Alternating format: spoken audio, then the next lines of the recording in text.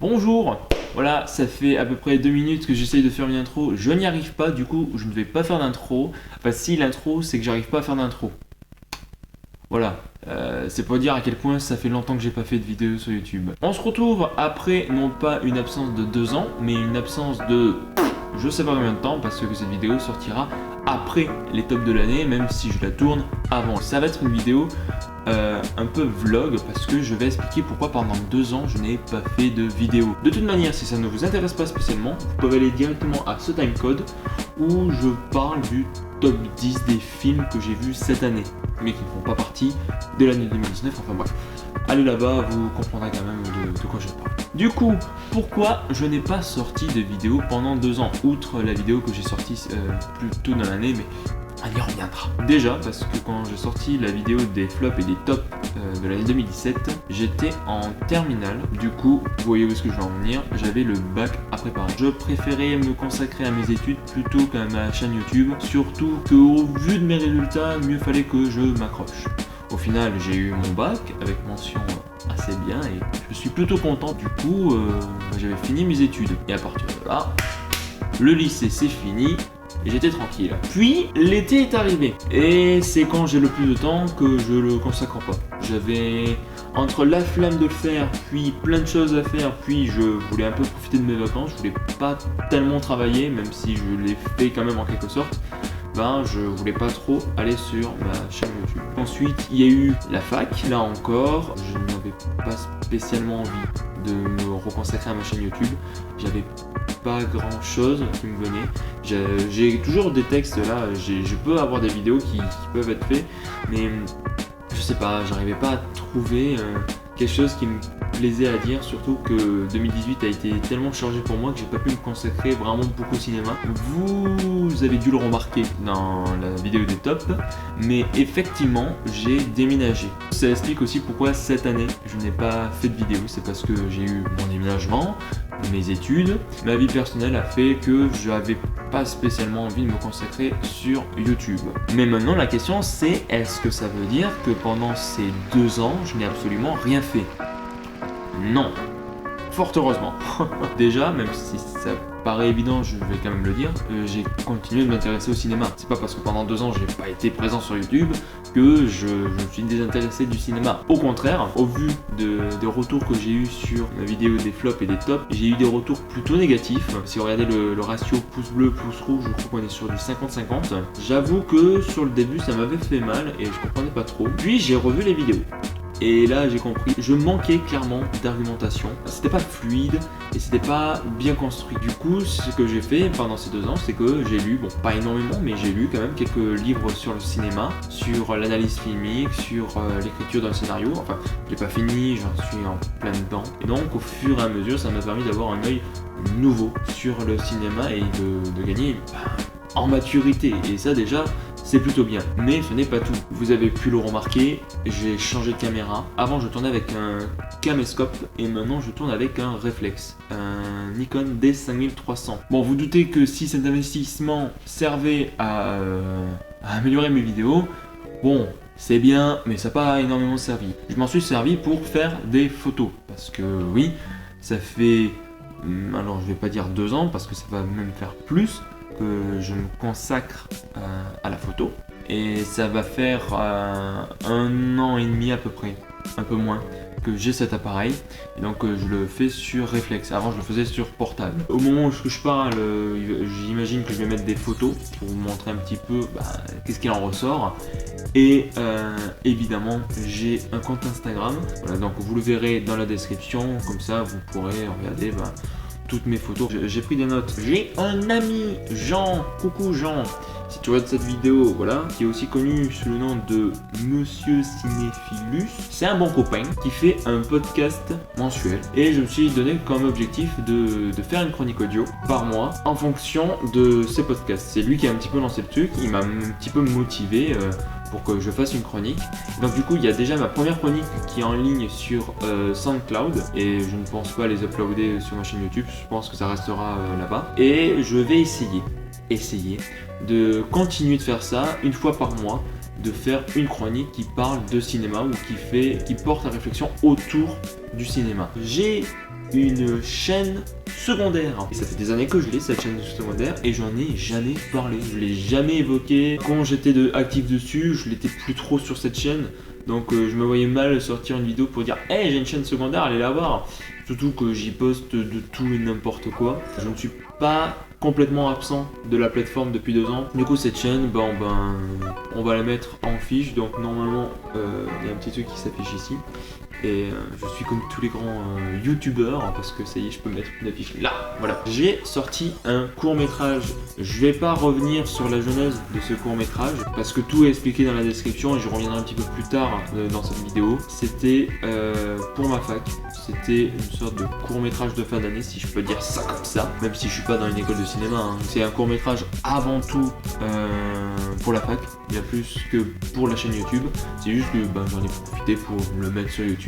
Avant d'attaquer le bilan, qu'est-ce que je prévois pour 2020? Continuer mes chroniques audio, avoir un bon rythme d'une fois par mois et essayer de me l'imposer et essayer de le respecter. J'aimerais faire des courts-métrages. J'aimerais que tout ce dont j'ai appris en photographie, c'est surtout le cadrage sur lequel j'ai appris des choses et l'utilisation des focales, enfin des objectifs du coup, et aussi tout ce que j'ai pu apprendre sur le montage, le rythme, l'écriture, tout ça, que cela puisse me servir.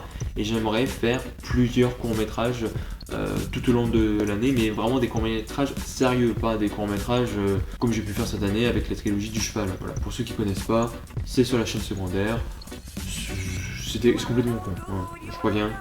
Mais voilà. Du coup, c'est devenu mythique auprès de mon cercle d'amis, donc voilà, vous pouvez regarder. Et enfin, reprendre les vidéos sur ma chaîne. Je me donne pas de rythme, ce qui d'un côté est bien parce que je me force pas, mais de l'autre, je me force pas. Du coup, je sais pas combien de vidéos va sortir cette année, mais j'aimerais vraiment sortir des vidéos cette année sur le cinéma principalement. Du coup, maintenant qu'on a expliqué pourquoi il n'y avait pas de vidéo, qu'est-ce que j'ai fait pendant ce temps-là et qu'est-ce que je prévois pour 2020, on va attaquer le bilan de cette année d'un point de vue cinématographique.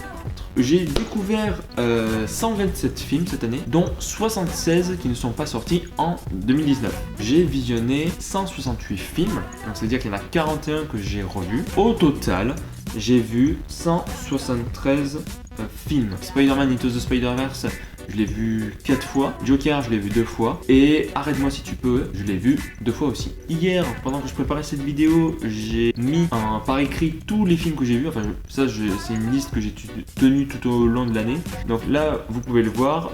En vert, ce sont les films que j'ai vus pour la première fois. En bleu, ce sont les films que j'avais déjà vus. Et en rouge, ce sont les films qui sont sortis en 2019. Vous pouvez constater que c'est clairement à partir du mois de septembre que j'ai commencé à aller plus régulièrement au cinéma, et que c'est surtout durant l'été que j'ai revu le plus de films. Je vous ai préparé un petit top 10 des films que j'ai découverts cette année. On va commencer sans plus tarder sur le top 10 des films de cette année. Et non, il n'y a pas d'outsider, enfin si, il y en a quelques-uns, mais j'ai pas trop envie d'en parler. On va plutôt commencer avec le numéro 10, Le Prestige de Christopher Nolan, sorti en 2006. Christopher Nolan, c'est un réalisateur avec lequel j'ai pas j'ai pas un affect particulier. J'aime beaucoup Batman Begins. Dark Knight et Dark Knight Rises, je les trouve en dessous. J'aime beaucoup Inception. J'adore Interstellar, c'est même un de mes films préférés. Et Dunkerque, ça me fait ni chaud ni froid. Dans l'ensemble, c'est pas un réalisateur que je vais aduler et je vais pas crier au génie quand on parle de Christopher Nolan. Sauf que là, on est sur Le Prestige. Et Le Prestige, comme tous ses films, c'est un film qu'il a écrit, je crois qu'il a écrit avec ses frères, bon ça j'en suis pas sûr. Pour ceux qui connaissent pas, c'est une sorte de rivalité entre deux magiciens, l'un interprété par Christian Bale et l'autre par Hugh Jackman. Et ils vont essayer l'un l'autre de faire le tour de magie le plus époustouflant qui soit. Je vais pas aller plus loin parce que c'est vraiment un film que je trouve extrêmement bien écrit. Avant tout d'être bien réalisé ou quoi que ce soit, je trouve que le film est extrêmement bien écrit et très bien raconté. J'aime beaucoup la manière dont l'histoire est faite. Le spectateur doit être actif parce que le réalisateur va essayer de le perdre, il va lui donner plusieurs pistes. Si vous retenez ce film que pour les plot twists, vous êtes passé un petit peu à côté du film. Alors c'est pas vraiment un film qui va avoir un message particulier, c'est pas vraiment un film où est-ce que j'ai grand chose à dire en fait dessus. On a dû vous le recommander déjà plein de fois. Donc allez le voir, profitez du film, profitez de l'ambiance qui s'y trouve. Les films qui arrivent, c'est vachement plus intéressant ce qui arrive. Voilà, là c'était un petit peu la mise en bouche. Voilà, numéro 10, c'est passé. On va attaquer du coup le numéro 9. Numéro 9, L'effet papillon d'Eric Bress et J. Gruber, sorti en 2004. L'effet papillon. C'est un film qui, quand tu vas aller le voir, tu te dis cool, je vais regarder un film sur le voyage dans le temps et tu vas te prendre une baffe dans la gueule que t'as pas du tout vu venir. Pour expliquer mon point de vue, c'est que quand tu t'attends à un film sur le voyage dans le temps, tu t'attends à ce que ton personnage voyage dans le temps. Là, c'est pas vraiment ça. Toute la première partie du film, ça va t'installer plein de choses. À quelques moments, ça va te montrer des choses un petit peu fantastiques et tu vas dire bon oui, ok, très clairement, là, je sais qu'est-ce que c'est. Je sais pas exactement comment c'est arrivé là, mais je sens un petit peu la douille arriver. Ça, je trouve que c'est un petit peu dommage parce que c'est hyper entendu. Mais tout le reste, le film va aborder énormément de sujets. Ça va parler de suicide, ça va te parler d'handicap, ça va te parler de décision. Ça, c'est peut-être le plus important dans ce film, c'est l'importance ou comment nos choix façonnent notre vie. Alors oui, ça tu vas l'avoir dans plein de thématiques, notamment dans le cinéma des Wachowski, et ce film le montre avec brio, je trouve. Certes, c'est pas hyper subtil, mais toute la mise en scène du film, le film ne va pas y aller avec des gants. Il va y aller avec des gants de boxe, il va te défoncer ta gueule, ce film. Tout le long du film, je me sentais de plus en plus mal. Vraiment, je pensais pas que ce film allait me mettre aussi mal. Donc du coup, maintenant le fait que je vous en parle, vous êtes un petit peu au courant. Et c'est ça qui est dommage parce que ça vous gâche un petit peu l'effet que le film aurait pu vous faire. Parce que vraiment, je connaissais rien sur le film et j'ai été scotché. Forcément, il va y avoir des erreurs scénaristiques, mais bon, ça c'est du chipotage parce que dans l'ensemble, là où le film veut aller, il le fait très bien et il le raconte là encore très bien. Mais bon, là c'est vraiment à partir du numéro 8 qu'on va s'intéresser aux choses intéressantes. Et donc du coup, numéro 8, Night It Shot, Walton Girl, de Masaki putain. Bref, ce type, voilà. Et c'est un film qui est sorti en 2017. Mon cinéma de quartier a eu la chance, je trouve, de faire partie d'un festival sur plein de films asiatiques qui étaient sortis ces dernières années et qui étaient passés plus ou moins inaperçus, et donc du coup ils ont voulu mettre ça en avant. Et il y a eu une séance un petit peu secrète, une ciné-expérience. Donc du coup j'y suis allé sans savoir le film pour lequel j'avais payé, et du coup je suis tombé sur ce film d'animation. Il faut savoir que je suis pas très film d'animation japonais, alors que pourtant il y a Promare qui est numéro 2 de mon classement et lui qui est numéro 8 sur tous les films que j'ai vus. Donc bon, au final, si, je commence à bien rentrer dedans. Il est passé inaperçu et c'est vraiment dommage parce que il est d'une inventivité, d'une créativité, d'une folie. J'ai l'impression de reparler de Promare, mais c'est vraiment le cas. L'histoire d'une fille qui va se promener tout au long de la nuit et tu as un garçon qui est amoureux d'elle qui va essayer de la suivre tout au long de la nuit et qui va voir un petit peu la vie nocturne au Japon. Tout va être exagéré, il va y avoir plein de choses, il va y avoir plein de personnages. Et le truc qui est fou dans ce film, c'est que tous les personnages, vraiment tous les personnages, toutes les situations dont il va être évoqué à un moment, toutes sans exception, vont avoir un point de résolution, vont du moins avoir une résolution tôt ou tard dans le film. Je trouve ça dingue parce que vraiment le film qui est riche, qui est fou, qui est d'une créativité, ça pète de 1000 couleurs. Le rythme est hyper soutenu, c'est hyper enthousiasmant à voir comme film. C'est vrai qu'au début j'ai un petit peu eu du mal à rentrer dedans, mais très vite je suis rentré. Dès que je suis rentré, mais ça a été un plaisir, un fou à voir, et c'est un film qui m'a donné une joie. Et c'était, oui voilà, c'est exactement ce que j'ai pu dire sur Promare, enfin ce que je vais dire du coup parce que je ne l'ai pas encore, enfin bref. Voilà, c'est un film qui fait du bien et c'est surtout un film qui va à 200 à l'heure, qui te lâche jamais et qui va avoir sa petite résolution à la fin qui est toute mignonne et tout, enfin bref. C'est un film absolument merveilleux et je suis dégoûté qu'il n'ait pas fait tant de bruit que ça. Mais voilà, donc si vous avez l'occasion de le voir, regardez-le sans tarder, c'est vraiment une des perles qui est sortie ces dernières années. On va attaquer avec le numéro 7, Valse avec Bachir, d'Ari Folman, sorti en 2008. C'est là encore un film d'animation. Vu la nationalité qui peut être controversée, pour pas avoir de problème, on va dire Moyen-Orient, comme ça tout le monde est d'accord. C'est un film qui est sorti du coup en Moyen-Orient. Je m'y connais pas trop sur le film, je l'ai un petit peu découvert pas par hasard, mais d'un challenge cinéphile. Et ça parle l'histoire d'un homme, Dari, donc de son réalisateur j'imagine, qui a des flashbacks, des rêves qui le hantent autour de la guerre. Et il veut avoir des réponses parce qu'il a complètement oublié cette partie-là de sa vie. Du coup, il va aller retrouver d'anciens amis qui sont des soldats. Et il va aller les voir et il va leur demander: mais putain, il s'est passé quoi durant cette guerre? Comment ça se fait que j'ai tout oublié? Et au fur et à mesure, la mémoire va lui revenir et on va avoir un petit peu l'horreur de la guerre. Le message du film un peu, c'est la guerre c'est mal, mais ça va bien plus loin. Déjà l'animation, au début, elle rebute. En tout cas, pour ma part, j'ai eu du mal à rentrer dans l'animation. Mais au fur et à mesure du visionnage, j'ai trouvé l'animation de plus en plus belle. Et puis si on parle de la musique de Max Richter, bon, là, il sort une de ses plus belles compositions, c'était absolument sublime. T'as une scène que tu vas retrouver tout au long du film, la scène où est-ce qu'ils sont à la mer, qui vont se lever et qui vont aller vers les buildings.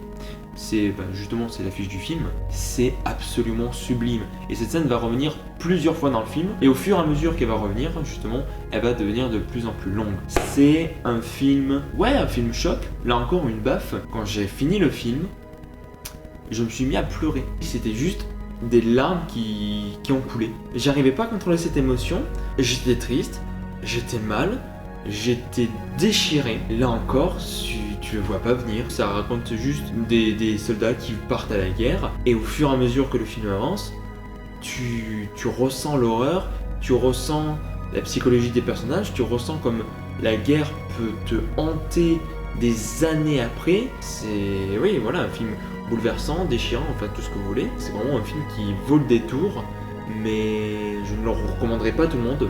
Âme sensible, s'abstenir. Ce n'est pas un film grand public. C'est un film sur la guerre, sur la violence de la guerre et sur le traumatisme que cela peut te provoquer. On se retrouve à la fin du film comme ce personnage qui a été traumatisé par la guerre. Et nous on est traumatisé par ce film. Oh, c'est beau ce que je viens de dire. Oh, franchement c'est beau. Je pense avoir tout dit là encore une fois. Et on va attaquer sur le numéro 6 qui était un de mes coups de cœur. De toute façon, tout ce qui arrive après maintenant c'est que des coups de cœur. Numéro 6. Le nom de la rose de Jean-Jacques Hano, sorti en 1986. C'est un film dont j'avais entendu parler depuis longtemps. J'ai découvert le film sans trop savoir à quoi m'attendre et j'ai été happé. Le film a une atmosphère incroyable. L'ambiance de ce film est sombre et oppressante. Il y a une série qui est sortie cette année. De ce que j'ai cru comprendre, elle édulcorait un petit peu le film de base et c'est fortement dommage parce que vraiment le film et d'une noirceur et d'une lenteur. C'est compliqué durant le film de ne pas se sentir mal à l'aise par les personnages, par les situations, par les cadres, par la mise en scène. Vraiment, c'est un film qui te prend aux tripes, de te mettre dans une situation inconfortable. Ça a été un énorme coup de cœur. Quand je suis sorti de ce film, je voulais en parler à tout le monde. Tu as Christian Scholter, lui, qui a perdu sa virginité durant ce tournage parce qu'il a dû tourner une scène avec une prostituée, je crois, dans le film, je ne sais plus. Et du coup, cette scène-là qui a été filmée, c'est la scène où est-ce qu'il a perdu sa virginité. Il y a aussi autre chose qui m'a énormément marqué dans ce film, l'importance des détails. Il y a une minutie dans l'exécution du film, dans sa mise en scène, encore une fois. Depuis le début, tu peux très bien savoir où est le problème, mais à aucun moment tu t'en doutes parce que c'est mis de manière si fine et sans être tape à l'œil, tu le vois pas venir et pourtant c'est ce qui va faire tout le film. Si vous n'avez pas eu l'occasion de le voir, regardez Le Nom de la Rose, c'est bijou. Et du coup on va attaquer le numéro 5. Numéro 5, L'Empire du Soleil de Steven Spielberg, sorti en 1987. Steven Spielberg, c'est un réalisateur que j'aime bien, parce que tout le monde aime Steven Spielberg. Le book, il a quand même sorti une quarantaine. Puis il y en a qui sont un peu inconnus, comme L'Empire du Soleil. L'Empire du Soleil, je veux dire, à part l'affiche, je ne connaissais rien du film. Et j'ai trouvé que c'était un de ses meilleurs. En tout cas, c'est devenu mon Spielberg préféré. C'est un peu indescriptible ce qui s'est passé durant ce film. Ce film enchaîné toutes les idées que j'aime dans le cinéma. Au niveau des personnages, de leur relation entre eux, la beauté visuelle de ce film. Ce film est d'une beauté. Je trouve ça vraiment dommage que Spielberg n'ait pas retravaillé avec le directeur de la photographie, dont j'ai oublié le nom malheureusement. C'est clairement son plus beau film. Enfin, j'ai pas vu tous ses films. Les visuels que tu retrouves dedans sont absolument sublimes. On y retrouve aussi Christian Bale, son premier grand rôle au cinéma. C'est dans Spielberg, c'est ouf. T'as aussi John Malkovich avec les cheveux. Ce qui m'a le plus plu dans ce film, je sais pas si c'était volontaire ou pas, mais je l'ai trouvé onirique. Il y a une poésie dans ce film. C'est l'histoire d'un petit enfant qui va être séparé de ses parents durant la Seconde Guerre mondiale, ce que ça se passe sur le continent asiatique, et il va se retrouver être prisonnier d'un camp. Ça représente pas tout le film. Il va se passer différentes choses avant et après. On va surtout voir la guerre par les yeux d'un enfant, par un enfant qui ne prend pas parti. La guerre, pour lui, ça veut rien dire. On va pas voir l'horreur de la guerre comme ça peut être le cas avec la valse de Bachir. Juste un enfant qui va essayer de survivre durant la guerre, qui va essayer de nouer des contacts avec différents prisonniers, notamment John Malkovich, essayer de trouver sa place. Et c'est vraiment un film qui va essayer d'aborder des thématiques auxquelles tu t'y attendais peut-être pas, sur son acceptation, trouver sa place, montrer en temps de guerre ce dont on est capable, ce dont on est capable aussi pour un groupe. Ça va parler de manipulation, de racisme, d'attachement, d'identification, qui on est, est-ce qu'on est représenté que par sa nationalité. Ça va parler aussi des conséquences de la guerre. Bon, ça c'est plus ou moins entendu. C'est la manière dont Spielberg va raconter son histoire que je trouve absolument sublime. Je trouve ce film vraiment magnifique et sous-estimé. Et du coup, on va attaquer avec le numéro 4. Numéro 4, Stalker d'Andrzej Tarkowski, sorti en 1979. C'est un DVD que j'ai acheté en début d'année, même si en vrai, il est disponible sur YouTube. Donc du coup, vu que je suis sympa, hop, l'affiche, voilà, pour aller voir ce film. Stalker, c'était un film de science-fiction que je voulais voir depuis des années, parce que on n'arrêtait pas de m'en parler. En tout cas, il y avait ce visuel. Voilà, ce visuel m'a fait dire, il faut que je vois ce film. C'est l'histoire d'un stalker, qui est en fait un homme qui va amener deux personnes pour l'occasion, un écrivain n'a plus d'inspiration et un prof de philo, je crois. Et en fait, il va les amener dans la zone qui est un monde en couleur, alors que tout le film est en noir et blanc ou sépia, ça va dépendre des versions. Moi je l'ai eu en sépia, mais normalement sur internet on le voit en noir et blanc. Donc il va se retrouver dans une zone dans laquelle une météorite serait tombée et une pièce serait apparue, une pièce un peu magique où toutes les prières que tu y fais s'exaucent. C'est un film lent, là encore atmosphérique. L'atmosphère de ce film, l'ambiance que tu y trouves est absolument sublime. Mais surtout, c'est pas un film qui ne raconte rien. C'est un film qui va te parler de l'humain. C'est un film qui va te parler de spiritualité. C'est un film qui va aussi te parler de foi, de religion. C'est vraiment un film qui pousse à la réflexion, qui pousse à l'émerveillement. L'émerveillement notamment de l'homme, de ce qui nous entoure. J'ai parlé avec un ami, Antoine, je te salue.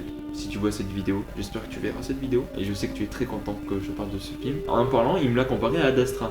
Et je suis plutôt d'accord que Ad Astra est une revisite de ce film. Très différente, hein. Ad Astra a son propre propos. Stalker est un film absolument magnifique. La beauté visuelle est à couper le souffle. L'ambiance aussi, c'est lancinant, c'est extrêmement long. Il y a très peu de plans. Tu as des plans qui vont durer 5 minutes par exemple. C'est au service d'une histoire sur sa condition de simple être humain et qui pourtant permettent de voir, de croire des choses qui sont absolument incroyables. À titre personnel, c'est un film qui m'a happé. C'est un film parce que j'étais émerveillé du début à la fin. Regardez-le dans de bonnes conditions. Et vous allez voir, vous n'allez pas regretter, le film est merveilleux. On va attaquer avec le numéro 3. Numéro 3, Final Cut, Ladies and Gentlemen, de Georgi Palfi, sorti en 2012. Si vous êtes féru de cinéma et de YouTube, vous connaissez ce film. Inzo Panda en avait parlé dans son émission Unknown Movies il y a 2 ans, je crois. C'est plus trop quelqu'un que je regarde pour plein de raisons. J'avais regardé son émission et il avait parlé de ce film et que je me suis dit, tiens, ça serait bien que je le voie un jour. Sauf que je ne pensais pas pouvoir le voir. Et c'était une erreur de ma part. Comme je vous l'ai dit en début de vidéo, pour ceux qui l'ont regardé, j'ai fait un court-métrage cette année, Apollon et Daphné. Je voulais faire une adaptation du mythe. Je me suis retrouvé en me disant, je vais pas pouvoir le faire, j'ai pas les décors suffisants. Comment je vais faire? J'ai envie de faire un court-métrage. Et c'est là que j'ai eu l'idée de me dire, et si je faisais comme ce gars qui s'est enfermé avec des amis pendant 3 ans, il a une salle de montage, il a pris 500 films et séries, il les a tous découpés, et il a fait son propre film à partir d'anciennes images. Du coup, je suis allé regarder ce film, qui est disponible sur YouTube, et attention, dernière fiche de la vidéo, voilà. Donc vous avez déjà 2 excellents films, et une superbe chaîne YouTube à aller voir à la fin de cette vidéo. Puis, une chronique audio. C'est une expérience absolument unique, un peu déroutante au début, parce que tu vas avoir un petit peu de mal à sortir de ta zone de confort parce que tu vas jamais voir ça ailleurs. Mais au fur et à mesure que le film avance, tu vas ne plus te concentrer sur la forme du film, mais sur son fond. Et tu vas pouvoir essayer de comprendre le film. Et en vrai, je m'attendais pas à ce que le film soit aussi complexe. Bon, c'est pas hyper complexe parce que ça raconte l'histoire d'un homme et d'une femme qui vont se rencontrer. Ils vont se mettre en couple, ils vont se marier. Le couple va battre de l'aile, mais au final, ils vont se retrouver, ils vont se réaimer, enfin bref. Le tour de force de ce film, c'est justement de pouvoir bien raconter une histoire à partir de rien. C'est un film qui va créer son amour pour le cinéma. Chaque nouveau incident va être déjà un moyen de pouvoir essayer de se renouveler, mais surtout de montrer à quel point le gars aime le cinéma. Ça va jouer avec la connaissance déjà cinématographique du spectateur. Ça va aussi jouer avec des codes de cinéma, ça va jouer avec la musique, mais aussi c'est un film qui va te montrer la puissance du montage. Comment des films qui ne sont pas reliés entre eux, rien que de par le montage, tu vas pouvoir créer une histoire unique. C'est aussi un exercice, pour l'avoir expérimenté cette année, qui déjà demande beaucoup de travail, même pour un court-métrage de 7 minutes. Ça va te montrer l'importance du montage, l'importance de la musique, l'importance de bien filmer les choses, pour ensuite bien pouvoir les exploiter par derrière. J'ai eu un sourire du début à la fin, tellement j'ai aimé regarder ce film. C'est un film qui m'a énormément inspiré, du coup, pourquoi j'ai fait un court-métrage en me basant sur ce principe. C'est un film incroyable et qui pour le coup n'est pas très connu. Donc si vous aimez le cinéma, ou quand bien même si vous n'aimez pas le cinéma mais que vous voulez sortir un petit peu de vos habitudes, foncez voir ce film. En plus vous n'avez pas trop d'excuses, il est sur YouTube. Donc bon, là c'est que vous voulez pas le voir, il dure même pas 1h20, sachant que le générique fait à lui seul 5 minutes facile, et pourtant franchement vous ne verrez pas le temps passer. On va attaquer avec le numéro 2. Numéro 2, Whiplash de Damien Chazelle, sorti en 2014. Whiplash, ça faisait des années qu'on en parlait de ce film. Notamment quand La La Land est sorti, beaucoup ont rappelé alors que La La Land c'est bien, mais Whiplash c'est mieux. Parce que Whiplash, putain, la claque! C'est un coup de poing que tu te prends dans la gueule. L'acting de J.K. Simmons qui est incroyable, c'est fou. C'est fou, ce film est fou, une bombe rythmique. La scène finale, évidemment, est incroyable, mais c'est clairement pas la scène qui m'a le plus marqué. La scène de l'entraînement, la scène de la voiture avant le concert, hallucinant de maîtrise, de réalisation. C'est un film extrêmement précis. Ce film est une agression à quelques moments. Whiplash, c'est le Fast and Furious de la musique. C'est la parfaite catchphrase. Wow, je vais me faire défoncer. La narration de ce film est folle. Allez voir Whiplash, foncez le voir. Là où est-ce qu'on peut parler de chef-d'œuvre, c'est surtout pour le prochain film, qui est le numéro 1, mon coup de cœur de l'année, mon film préféré de cette année. Numéro 1, Cinéma Paradiso de Giuseppe Tornatore, sorti en 1988. Je vous disais que Final Cut était un film qui criait son amour pour le cinéma à chaque séquence. Cinéma Paradiso qui va donner une déclaration d'amour au cinéma, une des plus belles déclarations d'amour au cinéma. C'est pas ce que je remarque le plus, la musique, mais là tu as Ennio Morricone. Ennio Morricone quand même, bon voilà, il est derrière la composition de tous les films de Sergio Leone, je crois. Il est derrière la composition de tas de thèmes qui sont absolument mythiques. Et puis il continue toujours de faire un petit peu. Il a fait pour Au revoir là-haut du Pantel en 2017, ou aussi Les 8 salopards. Et c'était pour Tarantino. La musique est sublime. C'est pour moi la plus belle composition de Morricone. Le thème numéro 2 de l'amour, c'est indescriptible. La puissance émotionnelle que te provoque ce film est incroyable. Si tu aimes regarder des films, si tu aimes t'enfermer dans une salle de cinéma, c'est un film qui va te toucher. J'ai vu la version longue.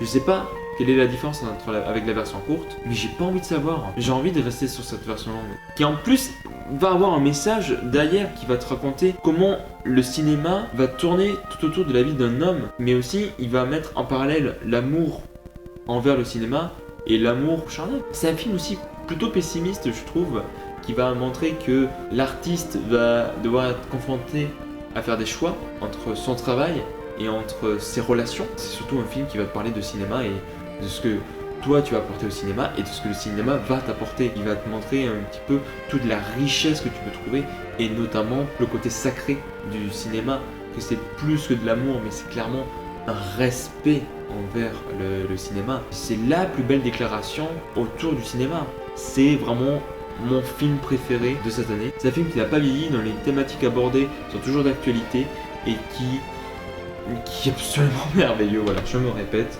Voilà, le top 10 2019, c'est un top 10 merveilleux. Je finis de manière hyper violente, sans cut.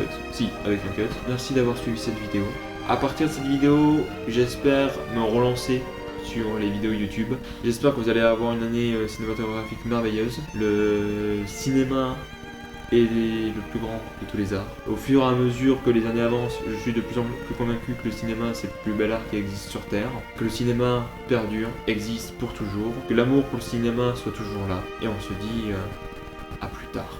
Voilà. Merci pour tout. Salut!